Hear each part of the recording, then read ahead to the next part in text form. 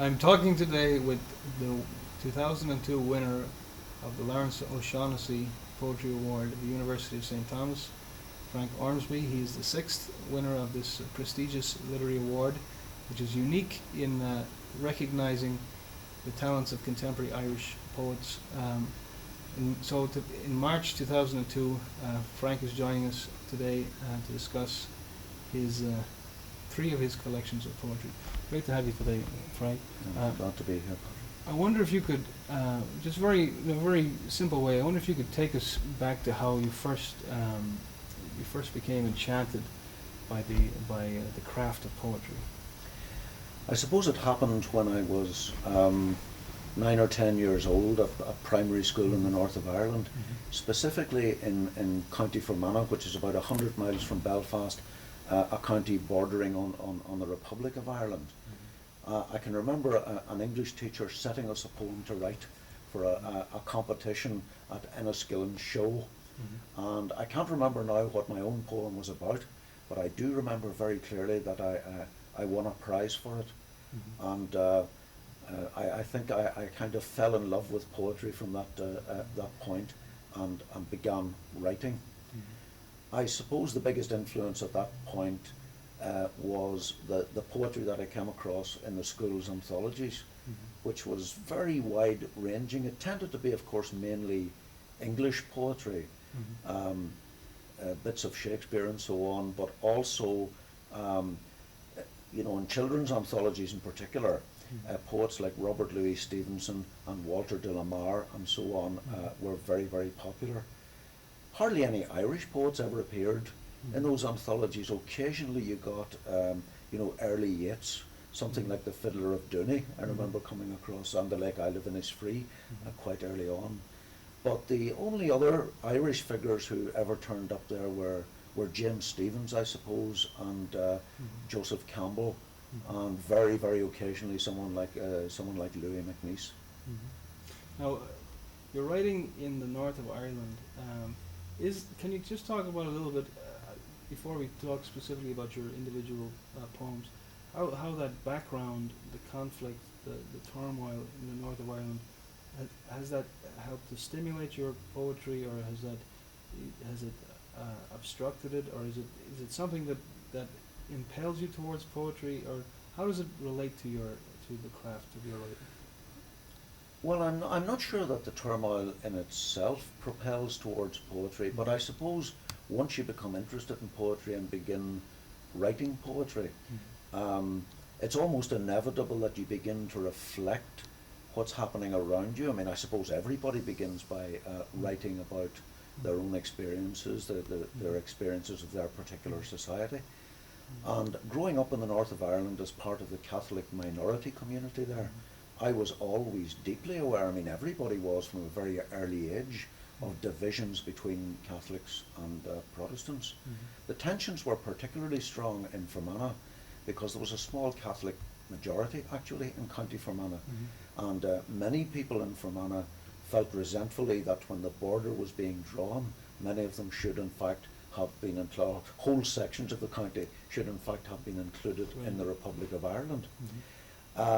The tensions got even greater, of course, during the 1950s because there was an IRA campaign at that time, and the border counties were particularly hard hit.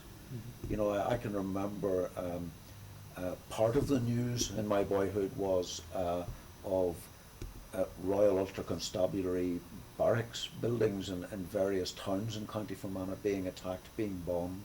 It was easy to slip across the border and plant your bombs and retire back into the Republic.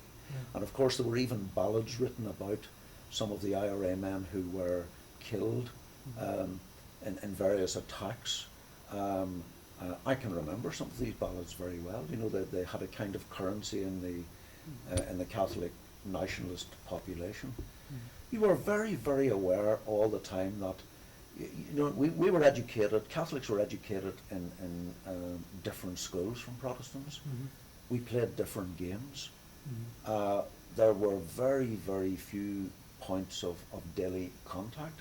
I mean, I don't think that I made Protestant friends of my own age until I went to college in Enniskillen Mhm.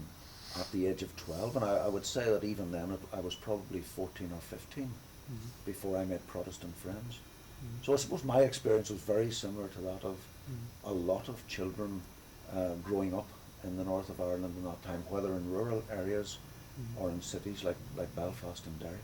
Mhm. Can you talk about the role of education, the difficulty, or the opportunities that education presented, but perhaps the way that those opportunities maybe slightly removed you from your background in Fermanagh? Yes. My father was a farm labourer. Mm-hmm. He himself had left school at the age of 11 to work on a farm. So he was comparatively uneducated. I mean, he could read and write and so on.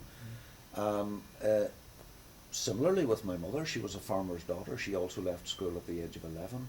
It was a very unbookish kind of household, you know, that for a long time the only reading material that came into the house would have been, a daily newspaper like the Irish News, or perhaps religious publications like Africa and the Far East and the Messenger of the Sacred Heart, that kind of material. Right.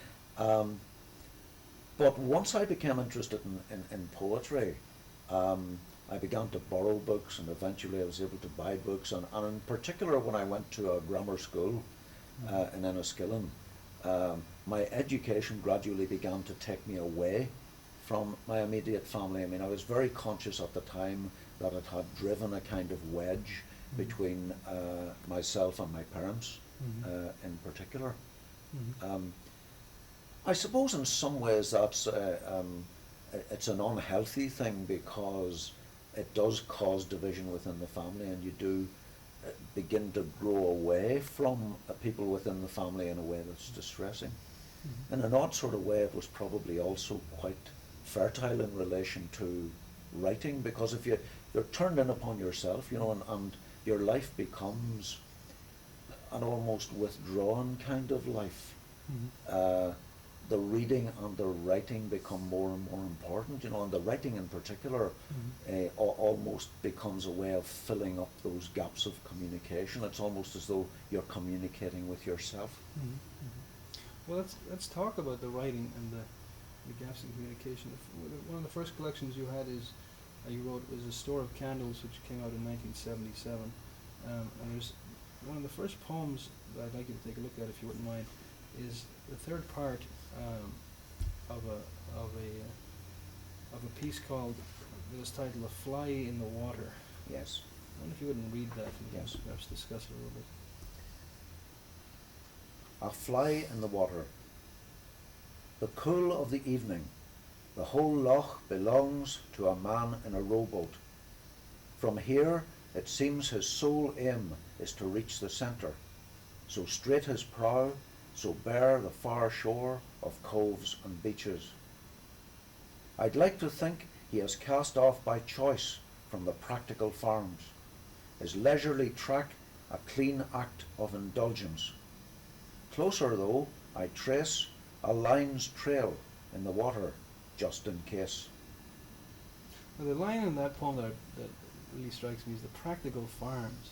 Yes. And that sense that, in the sense for you, emerging as a poetic voice, and the tension that obviously exists between the practicality, the dourness of the North. Use that word sometimes. Can you talk about that a little bit? What is it about that particular image which is very striking?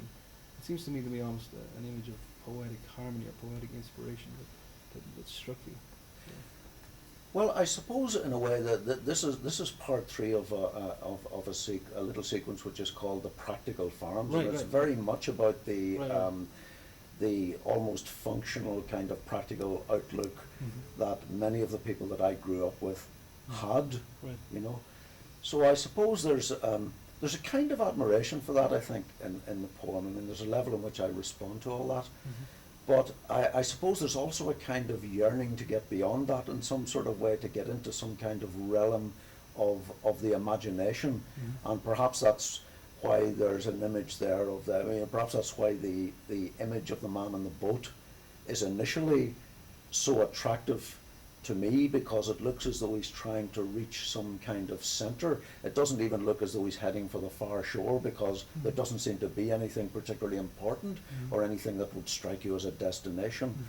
And yet, in spite of that, the old practical and the old down-to-earth instincts are still there, because it emerges at the end that even in this short journey out towards the centre of the lake, he's got his fishing line in the water, Right. just in case there might be a fish there. Right.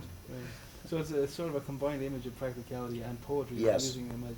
Yes. It reminds me a lot of the poetry of Heaney, the early poetry Yes. of Heaney, where he's using the old images of farm craft, and yet he's also seeing that as applicable to his Yes. his people would be a new craft, of poetry. It's very striking. There's another poem that helps us again find that the location in Fermanagh, for me anyway, and that's McQuaid in the same collection. Yes. And I wonder if we could hear some of McQuaid, All which right. is on page 18, I believe. McQuaid. When McQuaid went up for a ball, he came down with snow on his heels. And when McQuaid took a shot, the goalie had a hitchhike back to the field. A legend from the tall decades behind, like Baller Donnelly and the night of the big wind. A quiet cancer stopped him, its tackle sly, decisive. Shocked, I watched him fall, saw death collect him easily as a loose ball. Now, what I like about that poem is some of the characteristics I certainly see in your poetry is this merging or this cross fertilization of humor and death, and how death lends authenticity to a life that is perhaps otherwise just seen as very ordinary and nondescript. I particularly like the humor of his leaping up. It's a very local poem, but it's got you get the sense of the local legend, the local athletes, and the local man of the match. You know? Well, yes, I mean, it's a poem about one of those larger-than-life characters Right. that you find in all rural areas. I suppose the other kind of important thing for me about that poem was that it was the first attempt I made to get the kind of imagery of Gaelic football, as it were, into a poem. You know,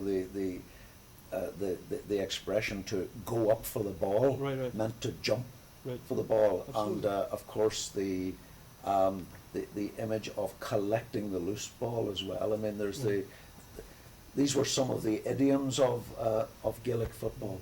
So I suppose it was also on some level an attempt to get, you know, the so-called quotidian or everyday into a poem, you know, and to use that particular idiom. And then to take that kind of idiom and that kind of imagery, and then use it, as you said before, in a very imaginative way to comment on the shock of the guy's death. And it was a very powerful piece. Another poem from the same collection, that I must admit is my favorite poem from this collection, and I think it's a good stepping stone to take us on to your second collection, and that's Passing the Crematorium, which I must admit, when I read the first time, I ran into my wife and said, "Look, listen to this." I said, "This is I don't know why, but there's something in this poem that really I find very, very profound." I wonder if you could read Passing the Crematorium. Yes. What page is 56.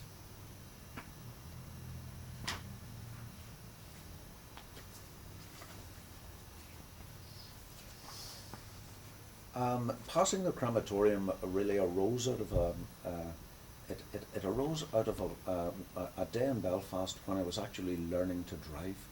And my driving instructor took me close to Roselawn Cemetery, which is in East Belfast. Right. And I suddenly noticed that there was a little cloud of smoke on the horizon. It may or may not have had anything to do with the actual crematorium, but the poem actually arose out of that. Passing the Crematorium. Someone is leaving town as clean smoke this summer morning. Too much the drifter now to let us know, even if he could, his destination. Who watched perhaps the trail of jets in skies another summer, may find already that he's halfway there, or thinned instead into a blacker air the factory's muster. Whatever fate our leisured thought contrives to fit his journey pales with our passing, diverts no longer than we take to cruise beyond that frail thread seawards this summer morning.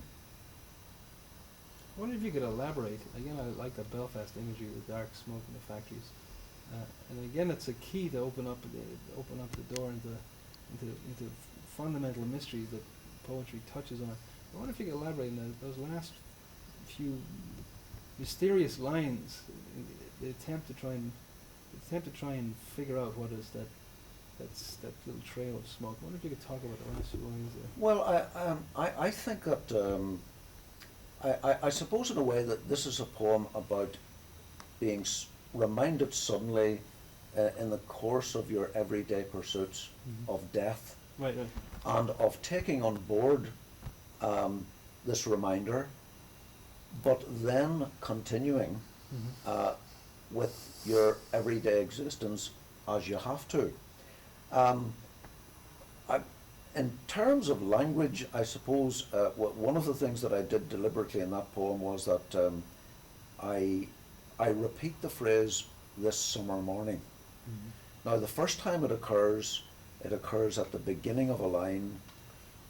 I suppose it's simply establishing the time there. Someone is leaving town as clean smoke this summer morning. But it then takes up a sort of pole position right at the end of the poem. I suppose it's a way of saying that the really important thing here is that it's a summer morning, I'm still alive, we've seen that little thread of smoke, we've paid our respects to the dead and our own mortality and so on. Right. Now it's time to be moving on. Right. So I think that was it was that kind of idea that gave the poem its impetus.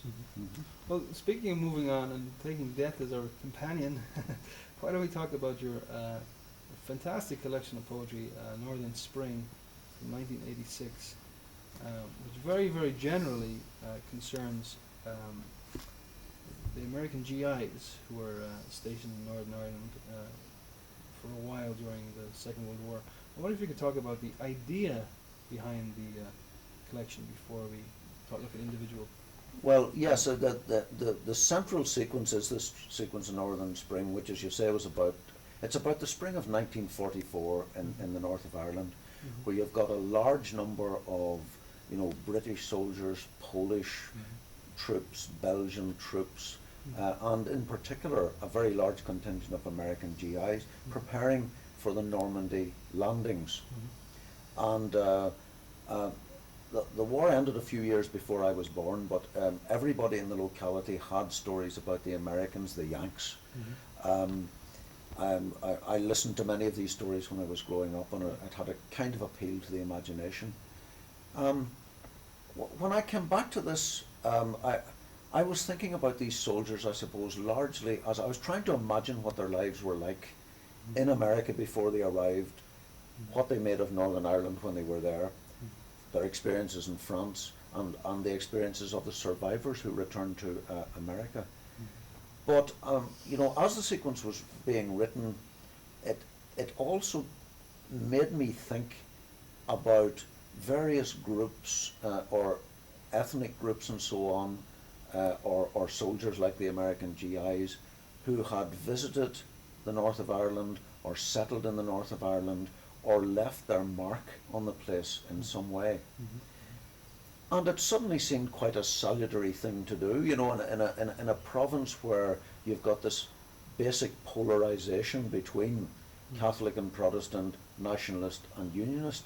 It seemed a revitalizing kind of thing to do at that point, just to pursue the idea of other groups, like the Northern Irish Jews or the Chinese community in the north of Ireland, or the Italians or the Vietnamese boat people who settled in small numbers.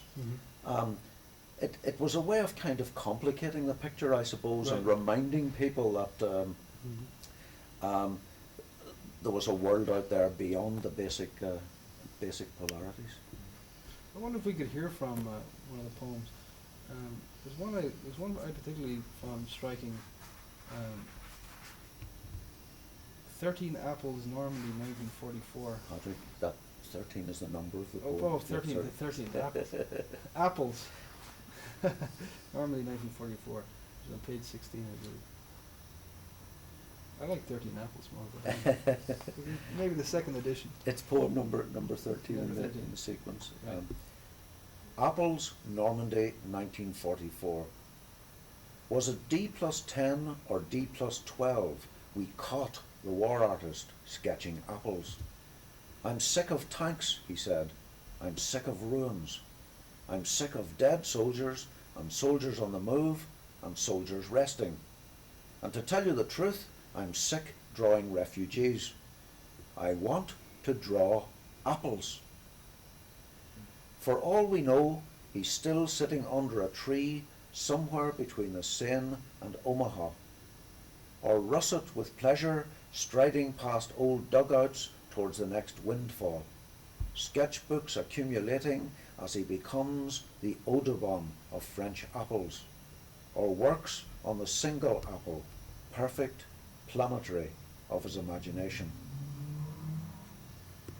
I wonder if you could talk about the you're finding the voice of the soldiers in the poem and how it relates to or reminded you of Spoon River, or how Spoon River was an influence on that collection. Well, yes, I mean, many of the poems in this sequence are dramatic monologues. Mm-hmm. They're meant to be spoken by different American GIs. And I mean, I've always admired the dramatic monologue. I've always thought it's a very healthy kind of poem for a poet to attempt. The whole imaginative challenge of placing yourself in somebody else's shoes, seeing through somebody else's eyes. I mean, I think all poets should try to do this. Right, absolutely.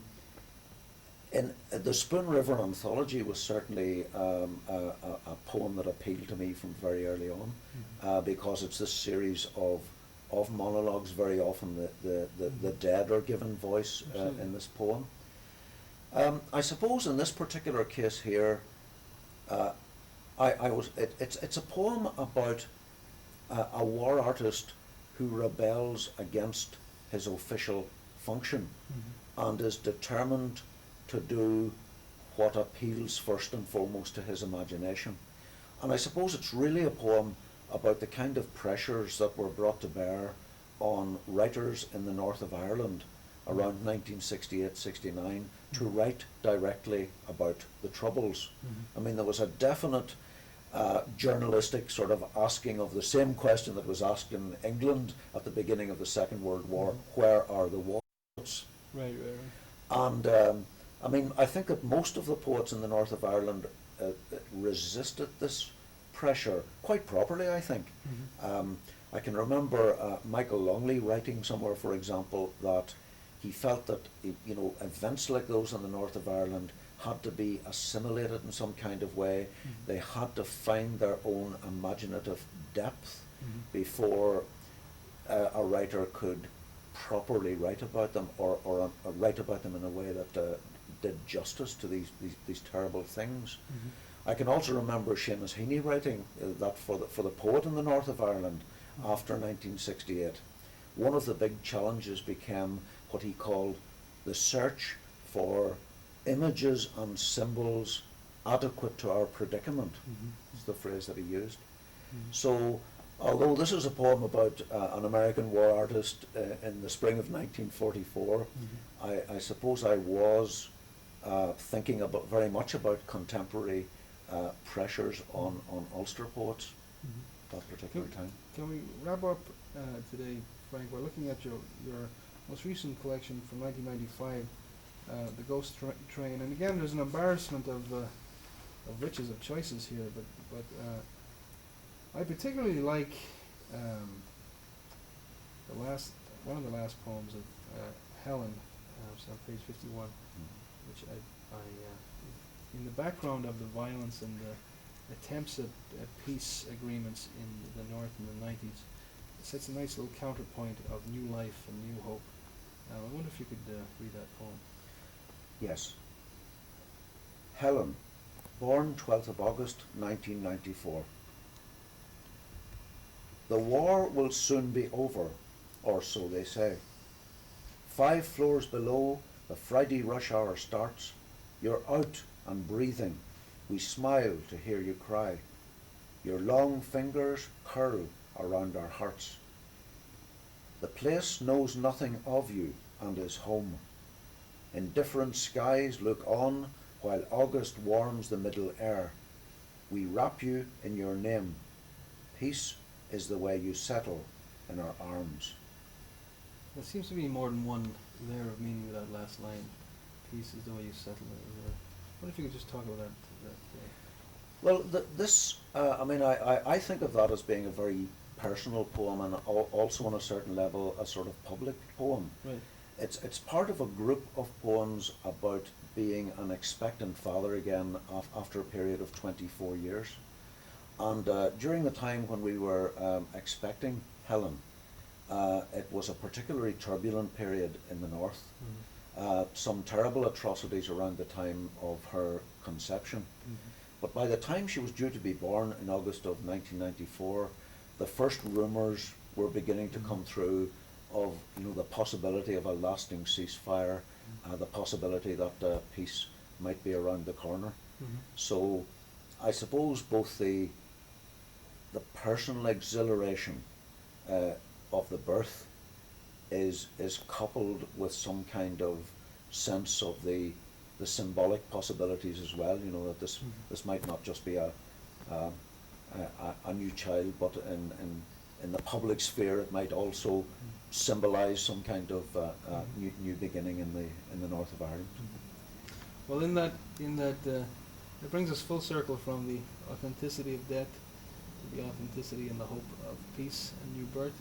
It's been a great pleasure today to speak with the 6th winner of the Lawrence O'Shaughnessy Poetry Award at the University of St. Thomas, Frank Ormsby. Thank you very much. Thanks, Frank.